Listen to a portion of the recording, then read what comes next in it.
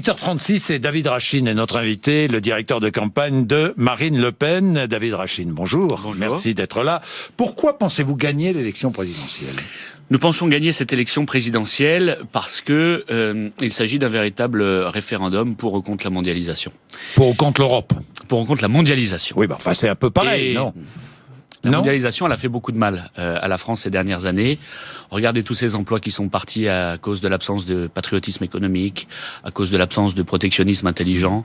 Regardez cette Union européenne qui nous empêche de protéger nos frontières. Donc pour ou contre l'Europe aussi. Mais l'Union européenne est un artifice de la mondialisation. Mais d'abord et avant tout, c'est le mondialisme le problème. C'est cette idéologie qui est partagée d'ailleurs par une bonne part de l'oligarchie, et y compris d'ailleurs son candidat, le candidat de l'oligarchie, Monsieur Macron, qui est le partisan. Qui est le partisan. C'est les puissants, c'est les puissances financières, les puissances bancaires, des grands groupes qui veulent un toujours. Complot. Il y a un complot. Pas du tout. Ce sont des gens qui assument parfaitement. Les grandes entreprises, les multinationales, elles veulent faire encore davantage de bénéfices sur notre dos. Bon, on n'est pas obligé de l'accepter.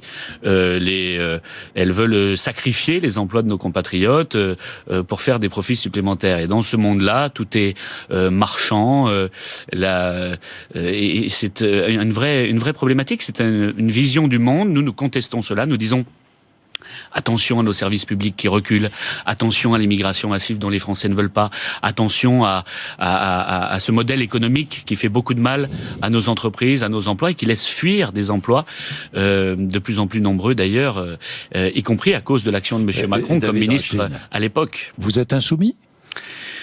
En tout cas, nous voulons pas d'une France qui soit totalement soumise à l'OTAN, soumise à l'Union européenne. Ça, c'est clair. Parce que j'entends ça, c'est votre clair. discours, j'ai l'impression d'avoir Jean-Luc Mélenchon face à moi. Mais sincèrement, je vous le dis. Mais ce discours, je le tenais et nous le tenions il y a déjà plusieurs semaines et plusieurs mois. Nous n'avons pas attendu ce second tour de l'élection présidentielle pour parler de la modification que nous souhaitons du modèle économique, pour parler des dérives ultralibérales de ce modèle, pour parler de la sortie immédiate de Schengen que Marine souhaite pour protéger nos frontières. Donc, alors nous allons revenir. Si le maximum de Français, nous souhaitons que le maximum de Français se retrouve évidemment dans le projet qui est le nôtre, parce que c'est un projet qui veut rendre la France libre, qui veut rendre les Français maîtres de leur destin face à quelqu'un qui veut diluer la France dans l'Union européenne, dans le mondialisme. J'ai été surpris par le discours de Marine Le Pen qui lance un appel à toutes celles et ceux qui ont voté pour Jean-Luc Mélenchon. Franchement, directement, il y a même un tract que je crois qui est diffusé, je l'ai là, par le Front National. C'est pas l'avenir en commun. Non mais c'est pas nous qui avons fait ce tract. Ah bon? Mais vous le validez ou pas? Il est diffusé sur Internet. Mais oui, vous le validez ou pas? Encore une fois. C'est aussi avec Marine l'avenir en commun. Encore une fois. Mais évidemment que c'est. Alors, est-ce que c'est de l'opportunisme politique ou est-ce que sincèrement vous pensez que vous avez les mêmes idées? Monsieur Bourdin, il y a deux candidats pour ce second tour de l'élection présidentielle. On peut faire le constat qu'ils ont deux projets qui sont fondamentalement différents. On en parlait il y a quelques instants. L'un est un projet patriote, l'autre est un projet mondialiste. L'un est soutenu par l'ensemble de ceux qui ont mené... les patriotes, vous êtes seul patriote? Attendez, l'un est soutenu par l'ensemble de ceux qui font le système depuis des années. Ségolène Royal, Monsieur Valls qui veut venir dans son gouvernement, Madame Parizeau qui demande un strapontin ministériel, j'ai même vu que Monsieur Ramadan... Elle a demandé où? J'ai vu ça dans les... Oui, j'ai vu ça. Il a même dit hier qu'il voulait entrer dans le gouvernement. Qu'il voulait participer de cette majorité, cette éventuelle, oui, enfin, il soutiendra la politique de Monsieur Macron. Il soutiendrait la politique de Monsieur Macron, comme l'intégralité des gens du système, y compris à droite d'ailleurs. Ceux qui appelaient Monsieur Macron et Emmanuel Hollande il y a quelques jours se sont précipités pour appeler à voter pour lui. Mais est-ce que vous croyez franchement que les électeurs, par exemple, de Monsieur Fillon, ils souhaitent la politique de Monsieur Macron qui va accélérer encore l'immigration, accélérer encore le communautarisme? Eh bien, moi, je ne le crois pas. Et donc, le projet qu'oppose Marine à ce projet destructeur, dévastateur de M. Macron, c'est le patriotisme raisonnable, c'est le patriotisme pour retrouver notre liberté. Et je crois que c'est ça l'essentiel du débat. Bien. Donc, avec Jean-Luc Mélenchon, vous n'avez rien en commun, quoi. Mais c'est pas le problème Mais si, parce que vous jouez là-dessus. Marine Le Pen joue là-dessus, vous le savez bien, c'est normal. C'est pas le problème de monsieur Jean-Luc Mélenchon lui-même. Non, ce sont ses idées. Des électeurs. Jean-Luc Mélenchon. Il y a des électeurs qui vont devoir se prononcer au second tour. Ces électeurs, ils veulent quoi? De lui, vous avez dit le communiste Mélenchon, ils l'ami veulent du quoi? dictateur Chavez, l'ami de Castro, l'homme qui accueille les étrangers, les migrants, les réfugiés. Moi, je vous ai dit ça. Vous n'avez jamais dit ça au Front National? Moi, ce que je vous dis, en tout cas, Monsieur Bourdin. Oui. Moi, ce que je vous dis, c'est qu'aujourd'hui, il y a 2 candidats et qu'il va falloir se prononcer. Et qu'il y a un candidat qui est très dangereux, qui a une position extrêmement radicale. C'est Monsieur Macron qui veut encore une fois accélérer, mais brutalement, la mondialisation. Brutalement, parce qu'on va encore davantage ouvrir les frontières. On va encore davantage supprimer de fonctionnaires, affaiblir notre système de protection sociale. Cela, je crois que les Français, dans leur majorité, le refuseront. Alors j'ai 2 questions et je vais entrer dans le comparatif de programme, si vous voulez bien. On va parler de votre programme avant tout. Mais je vous en prie. C'est important. Je vous en prie. Alors, 2 choses. D'abord, j'en termine avec Jean-Luc Mélenchon. Marion Maréchal Le Pen... Mais oui, parce que c'est vous qui en avez parlé. C'est vous qui avez lancé un appel aux électeurs, pas vous, Marine Le Pen. À tous les électeurs. Notamment à ceux de Jean-Luc Mélenchon. Parce que nous allons construire... notamment après la victoire... aux électeurs de François Fillon aussi, évidemment. Après la victoire de Marine, dans quelques jours, nous allons constituer une majorité présidentielle.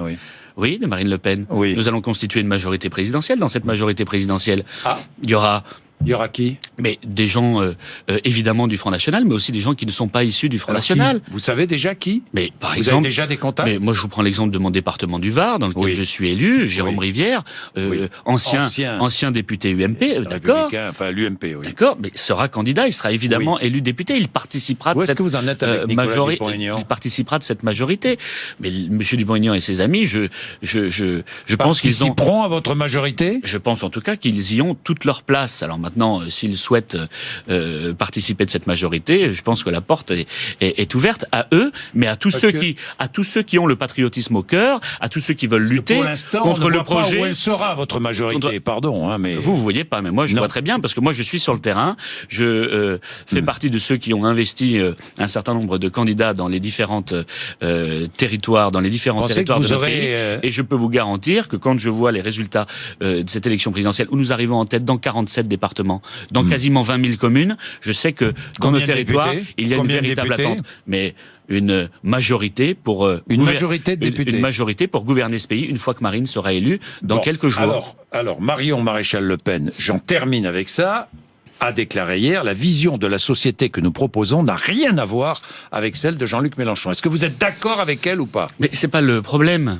Non mais répondez-moi. Je ne sais pas si c'est le problème ou pas. Je suis en train de vous répondre. Vous êtes d'accord avec elle ou pas? Mais Monsieur Mélenchon lui-même n'est pas le sujet. Il ne faut pas s'intéresser à lui. Ce qui est intéressant, c'est de savoir ce que pensent les électeurs qui n'ont plus de candidats, qui sont orphelins, qui sont orphelins de ce premier tour. Et à cela, bien sûr que nous nous adressons. À cela, bien sûr que nous disons attention, vous allez avoir un choix déterminant à faire pour l'avenir. Soit, encore une fois, l'ultralibéralisme, la mondialisation, l'immigration massive, le laxisme de la justice. Soit le projet de Marine Le Pen que les Français connaissent et qui est disponible sur son site internet. Ces 144 engagements. Bien, un mot quand même quelques mots sur le drame, l'assassinat. J'emploie volontairement le mot, l'assassinat des Champs-Élysées jeudi dernier. Est-ce que cet assassinat n'aurait pas eu lieu si Marine Le Pen avait été présidente? Ce qui est sûr, c'est que depuis un certain nombre d'années maintenant, le gouvernement n'a pas tout fait pour protéger les Français. Ça, c'est clair. Ça, c'est clair.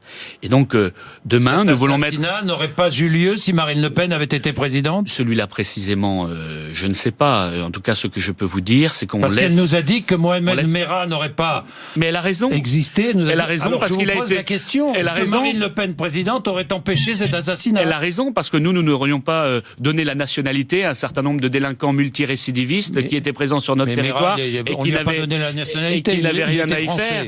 Et on n'aurait pas laissé sur notre territoire un certain nombre de gens dont on connaissait les liens avec l'islamisme radical et qui sont sur notre sol. C'est pour ça qu'elle veut expulser dès qu'elle arrive aux responsabilités. On va pas attendre, hein. On va pas attendre. Attendez. Oui. Dès qu'elle va arriver aux responsabilités, nous allons expulser les fichiers S étrangers. Nous allons rétablir nos frontières nationales. Steve Briouat a fait une vidéo intéressante sur Internet où il est allé à la frontière avec la Belgique et parce qu'on nous raconte de temps en temps qu'il y a des contrôles aux frontières, il y a aucun contrôle aux frontières. Vous avez raison. Mais alors c'est un risque majeur, ça. On ne pourra pas passer de Belgique en France clandestinement. On ne pourra pas passer en France, on ne pourra pas venir en France si on n'y est pas invité, Monsieur Bourdin, en effet. Et nous souhaitons... Clandestinement, nous souhaitons passer. Non, on ne pourra pas parce qu'on rétablira les contrôles aux frontières. Dès le lendemain, tout le monde vous montrera que les frontières sont poreuses. Aujourd'hui, nous n'avons pas de frontières, mais c'est un choix. C'est le choix des responsables politiques de Monsieur Macron et de ses soutiens. C'est un choix assumé. Ils ne veulent pas de frontières, ni d'ailleurs pour les hommes, ni pour les marchandises, ni pour les flux financiers.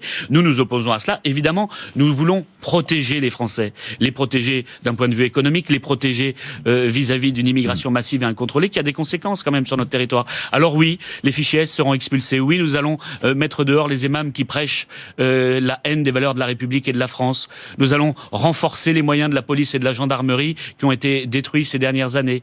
Nous allons remettre à niveau notre renseignement. Vous allez protéger tous les Français et vous vous engagez, il n'y aura plus d'attentats terroristes nous allons lutter sur notre territoire, grâce à vous. Monsieur Bourdin, le risque zéro n'existe évidemment pas, mais nous allons nous mobiliser et Marine fera tout. Mais la police est mobilisée.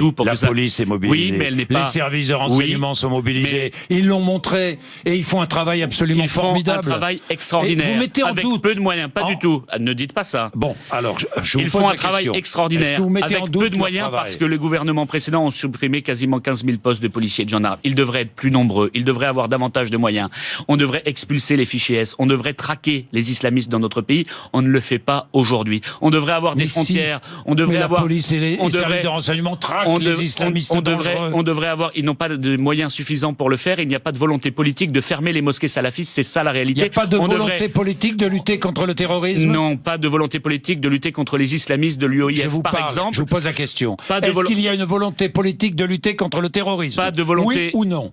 On ne donne pas des moyens suffisamment importants aux policiers, on ne prend pas les mesures qui s'imposent pour lutter véritablement contre le terrorisme, je vous le dis de manière claire. Bon. On devrait dissoudre l'UOIF. Je sais que monsieur Annie Ramadan a appelé à voter pour monsieur Macron, mais on devrait interdire l'UOIF et faire en sorte de mettre hors d'état de nuire ceux qui diffusent, ceux qui propagent le message de haine des islamistes à l'égard de notre République. Oui, ça, nous sommes d'accord. Et ce serait bien de le faire maintenant. Mais nous sommes d'accord. Mais on devrait mettre hors d'état de nuire monsieur Jean-François Jalc aussi. Parce qu'il a prononcé... Vous savez ce qu'il a dit en 2005, monsieur Jalc, qui est aujourd'hui le patron du FN? Qu'est-ce qu'il a dit en 2005? C'est un homme qui n'a jamais été mis en cause depuis 30 ans. Je vous pose la question, qu'est-ce qu'il a dit? Il a démenti évidemment les propos qu'on lui prête.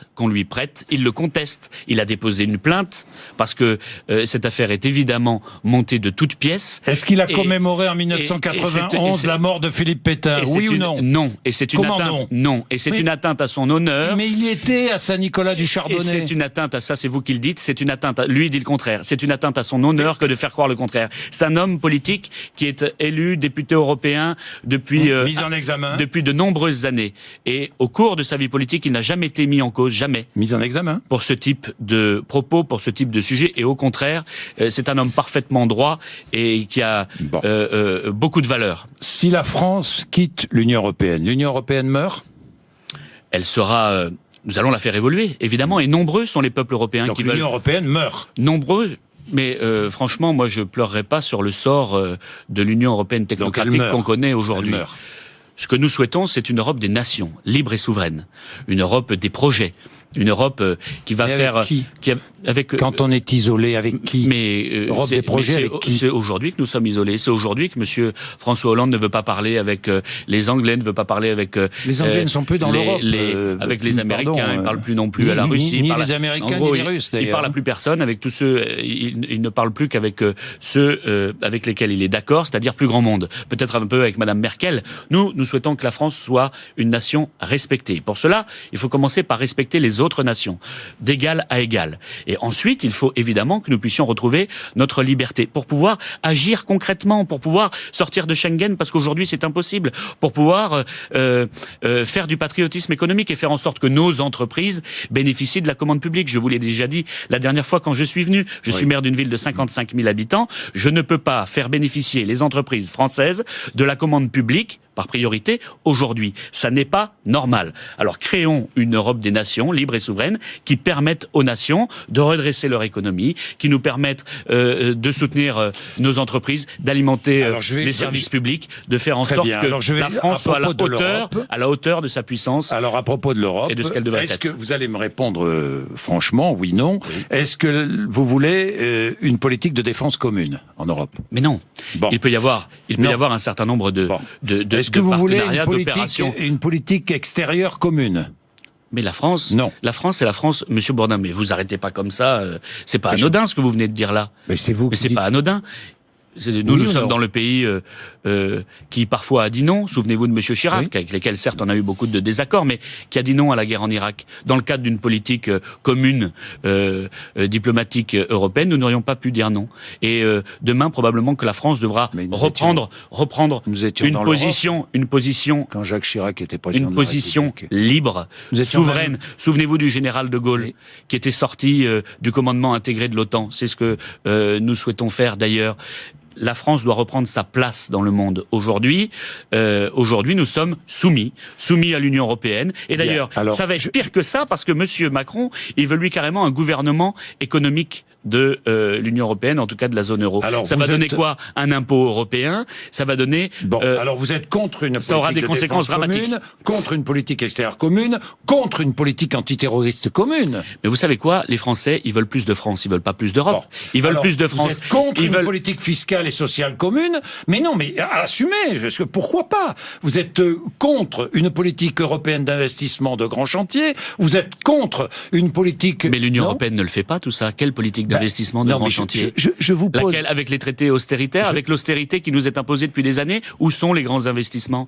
Ils sont faits d'ailleurs bien souvent, quand il y en a, et ils sont pas nombreux, avec l'argent des Français, puisque vous savez que nous perdons de l'argent tous les ans à cause de l'Union européenne, nous donnons plus que ce que nous recevons. C'est ça aussi la réalité. Nous perdons combien? Bien sûr qu'il faut... milliards d'euros. Oui, c'est ça. Nous souhaitons... Sur un budget de nous souhaitons 300 nous souhaitons de manière extrêmement claire 380 milliards d'euros. Faire en sorte que les députés et les sénateurs de notre pays puissent être à l'initiative, parce qu'ils doivent pouvoir bénéficier de leur liberté d'action. Aujourd'hui, ça n'est pas le cas. Oui, aux grands chantiers, évidemment. Oui, à notre liberté pour pouvoir être maître de notre destin, pour pouvoir dire ce que nous souhaitons, pour pouvoir limiter l'immigration, pour pouvoir faire du patriotisme économique. Aujourd'hui, nous sommes dans un carcan qui nous empêche d'avancer.